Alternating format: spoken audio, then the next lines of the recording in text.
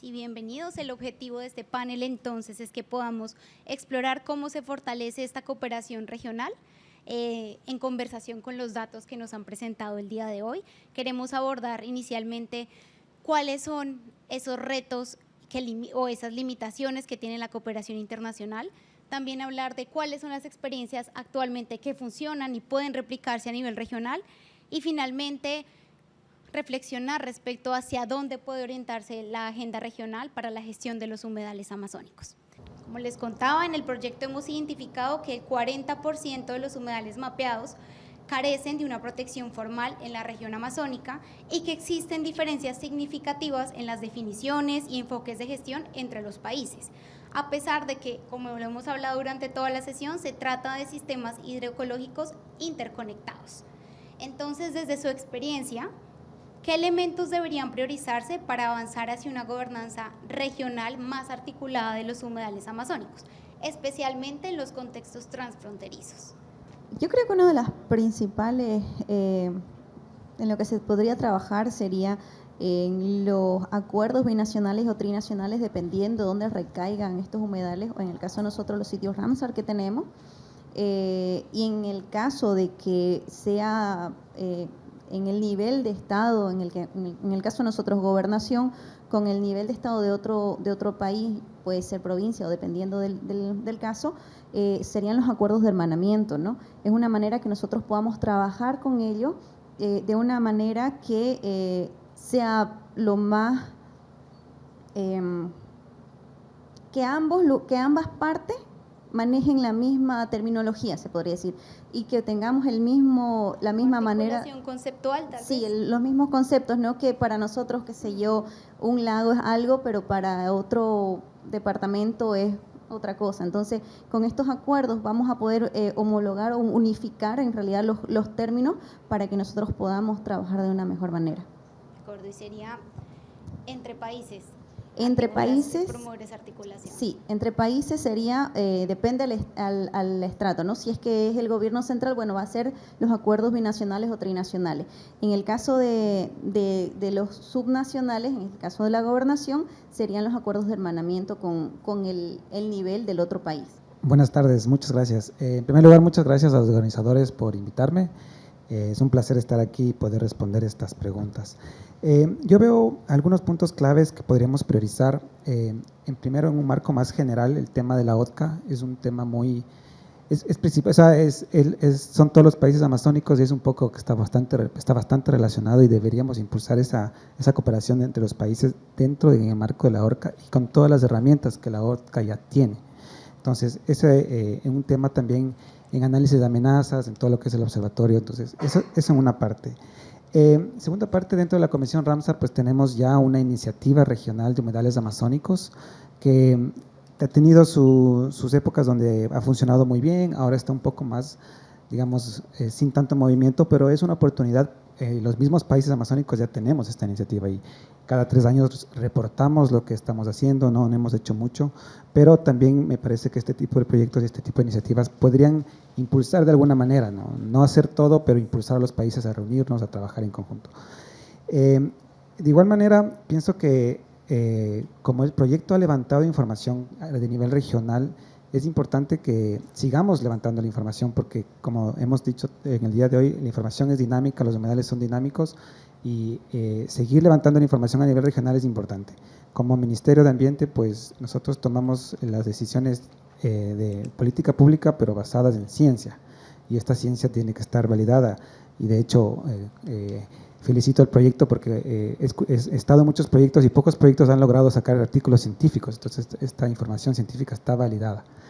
Y por último, me quisiera decir que también podríamos articular con programas similares. Existe un programa que se llama ASL, Amazon Sustainable Landscapes. Trabajamos con los países de la región amazónica.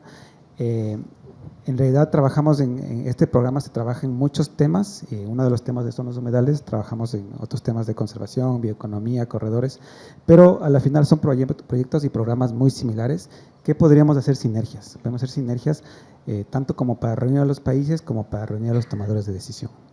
Eso, gracias. Perfecto, sí, aprovechar las instancias que ya existen, sabemos que hay instancias, hay mecanismos, acuerdos, y es impulsarlo. Y lo segundo, lo que hablabas de la sostenibilidad, entendiendo que pues los datos van cambiando y qué es eso. Y pues en articulación con las demás iniciativas que ya existen. Bueno, ahora seguimos con Suelma. ¿Tú cómo lo ves también desde la mirada Ramsar, pero desde Brasil? Ok. Buenos dias. Os resultados desse projeto são muito importantes e indica que a governança aqui é necessário estabelecer uma governança articulada. Então, me gostaria de considerar alguns aspectos que é muito importante do ponto de vista mais general. Por exemplo, penso que o fortalecimento de mecanismos institucionais regionais são prioridade, especialmente pensando em consolidar espaços permanentes de coordenação técnica e política, porque entendemos que é necessário a proteção do território, né, desses territórios da Amazônia. E pensando em intercâmbio sistemático de informação, como comentado, e capacidade para produzir diretrizes mais estratégicas. Por exemplo, ter mandatos regionais claros, com metas, obviamente, pensando nos umidales. Outro ponto que eu gostaria de comentar e considerar é que devemos avançar do monitoreio técnico ao sistema regional de alerta e gestão adaptativa. Eu creio que se o projeto na verdade, o projeto já contempla o monitoreio, mas necessitamos de plataformas assim interoperáveis, com protocolos sistemáticos, de intercâmbio de dados. Isso pode ser muito interessante para esse monitoreio, considerando a Amazônia, e avaliações conjuntas de impactos acumulativos, né, nessas zonas fronteiriças, mecanismo de revisão periódica de políticas com base em evidência de gestão adaptativa e transparência pública regional que fortaleçam a rendição de contas. Outro ponto importante que considero estratégico complementar, que está relacionado com financiamento estrutural e sustentável e sustentabilidade econômica regional. Temos que criar um fundo, né, regional e amazônico para umidales. Isso é muito importante. Mobilizar financiamento climático internacional que temos aí, principalmente como ele colocou sobre adaptação, é muito interessante. E adaptação tem que ser uma prioridade para nosso território. Estabelecer mecanismo de compensação por esses impactos fronteiriços, transfronteiriços. Incentivar essa inversão privada, né, que é alinhada com critérios ambientais comuns da região. E gostaria de considerar também, para finalizar, ou começar, e chamar a atenção para a diplomacia ambiental preventiva. Considero muito importante que a Amazônia é um espaço geopolítico muito sensível. Nós outros estamos ameaçados não somente pelas ameaças às umidades, mas ameaçados politicamente por outros países, né? É impossível nesse espaço não falar sobre esse momento do que aconteceu com a Venezuela e nós outros estamos muito preocupados com a situação da América Latina e nossa Amazônia. Então, antecipar esses conflitos, né, derivados de infraestrutura, energia e recursos hídricos, ou recursos hídricos, criar esses protocolos, como colocou, de consulta prévia em projetos com impactos transfronteiriços e ameaças, que tem muitas ameaças similares, e finalmente, estabelecer mecanismos regionais de mediação técnica. Por lo menos en el análisis que nos contaba Miluska, lo que identificábamos era que el reto, a veces más que en la creación de nuevos mecanismos o de marcos de política o marcos normativos, estaba en la implementación a nivel local, que justamente era variante dependiendo del contexto de cada uno. Entonces creo que ese es de los temas más importantes. Aprovecho entonces aquí para hacerle una pregunta a Chiara, creo que nos sirve para conectarlo, y es la siguiente. Como les mencionaba, en el análisis integrado del marco legal y de política, identificamos que los gobiernos subnacionales están en la primera línea de la gestión de humedales, pero tienen débil capacidad técnica y uso limitado de la información regional disponible, incluso, por ejemplo, de estos datos de los que hablamos en el proyecto, justamente porque no hay una interoperabilidad y como no son los datos que el Estado determina como oficiales, es difícil que se vinculen en estos procesos de gestión de humedales. Entonces, desde tu rol, ¿qué brechas has enfrentado en la gestión subnacional de los humedales para utilizar estos datos generados por la RAIC en la toma de decisiones? ¿Y qué crees que pueden ser esas medidas que se pueden implementar para la utilización de esos datos, para fortalecer la gestión de humedales a nivel subnacional, fortalecer capacidades? Poder trabajar los tres estados, los tres niveles que nosotros tenemos en Bolivia de la mano, ¿no? Porque si bien nosotros como gobernación somos solo veedores en estos sitios Ramsar, no tomamos decisión, solamente vemos de lejos, ¿no? Si bien están dentro de nuestro departamento, dentro del territorio, quien tiene la gestión de estos lugares vendría a ser el Estado central, o sea, el nivel nacional. Pero eso nos limita a nosotros como gobernación a poder hacer alguna acción en caso de que estos lugares sean afectados. Y también al mismo tiempo que los municipios, que es el tercer nivel que nosotros tenemos, se pueden apropiar de estos lugares. ¿Por qué? Porque ellos están dentro de los sitios Ramsar, entonces ellos tienen que apropiarse de estos sitios para tener una mejor conservación. ¿Qué es lo que pasó? ¿No? Nosotros tenemos uno que es Laguna Concepción, que al no haber tenido estos tres niveles una comunicación o llegar a un punto entre los tres, el estado de conservación de este lugar es bajísimo, ¿no? O sea, es de los más afectados que se tiene. ¿Y esto es por qué? Porque las comunidades o los municipios que están dentro de este sitio Ramsar no se apropiaron, no defendieron cuando hubo el tema de las tierras, avasallamiento, incendios, deforestación. Entonces, ellos al no apropiarse, al no sentirse dueños del lugar, no cuidan. Nosotros como gobernación no podemos hacer nada, solo miramos.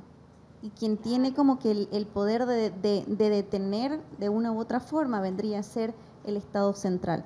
Entonces, para que esto pase, tendrían que los humedales ser incluidos, o los sitios Ramsar ser incluidos en los instrumentos de gestión, en los instrumentos de planificación, en el caso de nosotros locales. El plan, claro, locales, el plan de uso de suelo, limitar ciertas cosas, si bien no es un área protegida, pero sí limitar ciertas cosas y proteger estos lugares que son de vital importancia. Además de esa desarticulación entre los niveles de gobierno, también veíamos en los foros anteriores que hay tensiones entre los sectores, entonces en la agricultura, el urbano, en la planificación territorial, sí, que no permiten que esté esta articulación. Entonces vamos ahora de pronto a ver con una experiencia positiva que queríamos preguntarle a Casuelma, y era justamente desde la experiencia de Ramsar en Brasil, si existe algún caso de experiencia exitosa que tú nos puedas contar respecto a la implementación de Ramsar. Entendemos que a veces hay una brecha entre la declaratoria de la figura y la implementación al nivel local, por lo que nos mencionaban. ¿Tú conoces de alguna experiencia, un instrumento que haya funcionado para fortalecer esa implementación? En Brasil, nosotros tenemos o Comitê Nacional de Zonas Úmidas, que é instrumento importante para a implementação dos sítios Ramsar no Brasil. Esse comitê de responsabilidade do Ministério do Meio Ambiente e ele o objetivo trabalhar para a implementação da convenção de Ramsar.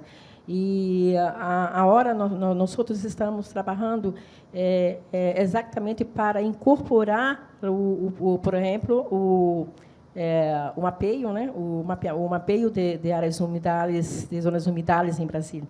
E nós também temos, considero esse avanço, né, e bom exemplo no Brasil de implementação da convenção, e também temos na prática uma discussão de um sistema de governança ambiental em dos sítios Ramsar no Brasil, que é o sítio Rio Negro de Ramsar, Rio Negro e sítio Juruá. Estamos trabalhando governo e comunidades locais com o objetivo de avançar numa estratégia de governança ambiental diferenciada, onde as comunidades podem, de fato, ser as protagonistas nessa gestão. E eu creio que é por isso que nós outros estamos elegendo esse sítio Juruá como um projeto piloto, né, para implementar o projeto de mapeio e de outras ações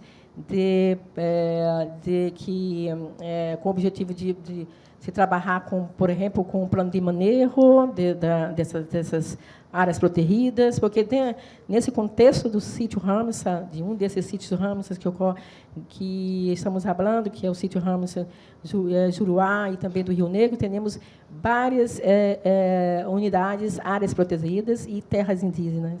E é um complexo e isso pode aumentar, na verdade, lá nas nossas ações em direção à implementação desses instrumentos de gestão, que é plano de manejo, de acordos, por exemplo, acordo de uso, né, quando se trata de unidade de conservação de uso com reservas extrativistas, por exemplo.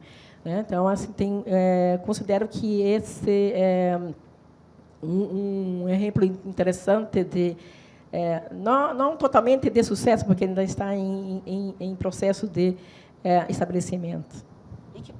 Pero entendo que poderemos compartilhar com os outros países, né, toda essa estratégia, né, de ação que também está incluído também as ações do próprio governo brasileiro, por meio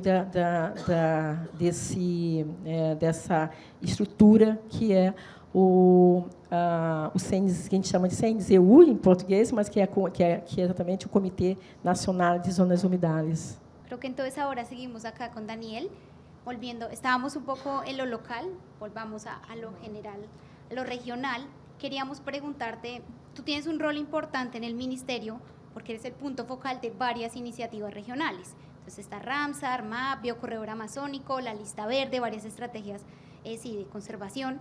Entonces queríamos saber, desde ese rol, de esas múltiples iniciativas, cuáles han sido los principales retos o desafíos para articular todos esos marcos en la gestión de humedales. Sabemos que hay varias iniciativas, pero a veces todas van por su lado. Entonces, ¿cuáles han sido esos retos? Y además, ¿cómo puede fortalecerse esa articulación? Muchas gracias. Bueno, retos y desafíos tenemos muchos.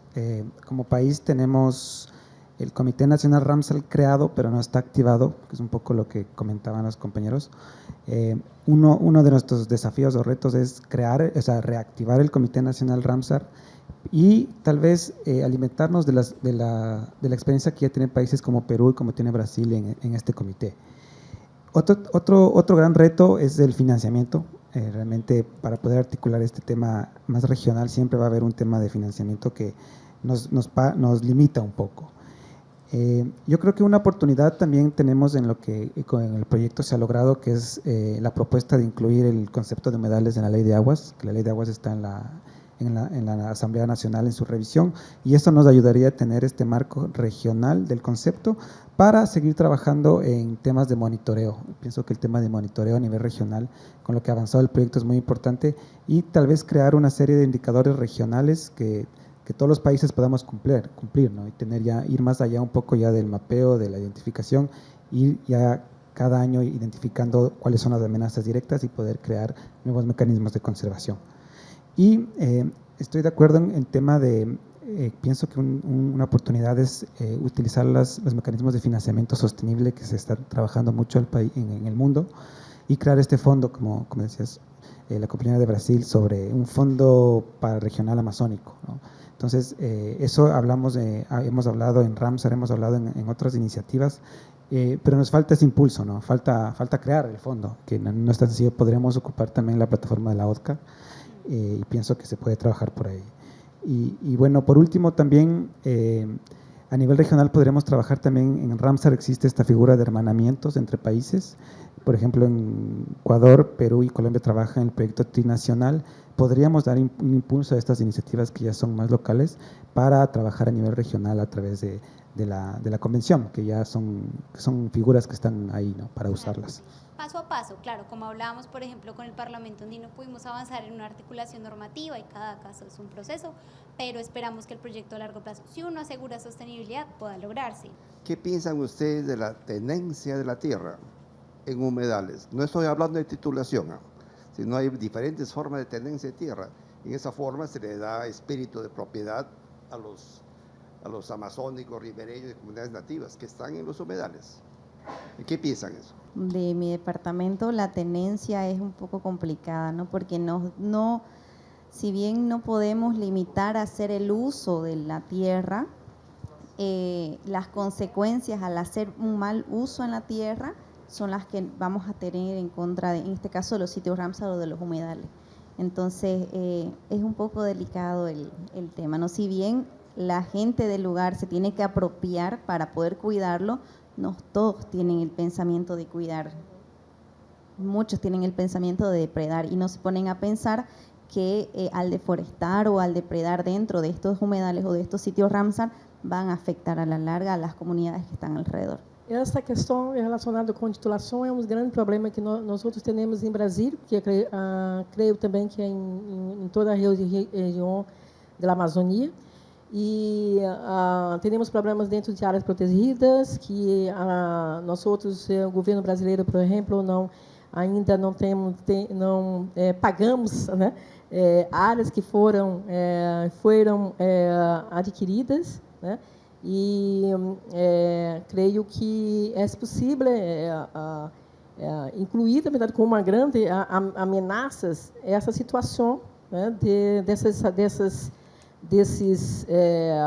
da situação dessas terras, né, dentro como uma ameaças também as áreas umidales, né.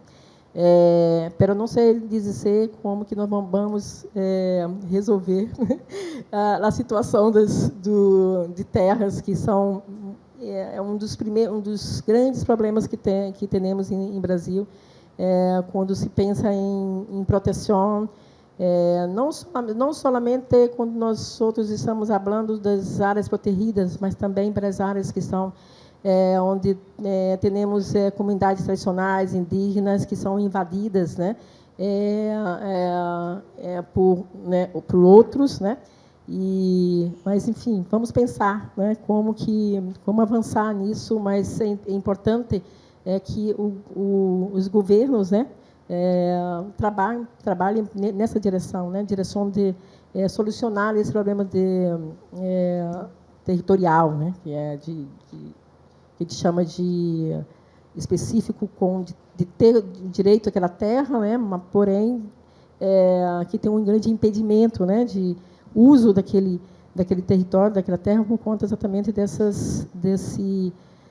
dos problemas relacionados também, não só, principalmente pelos próprio a relação entre governo e donos de terra também.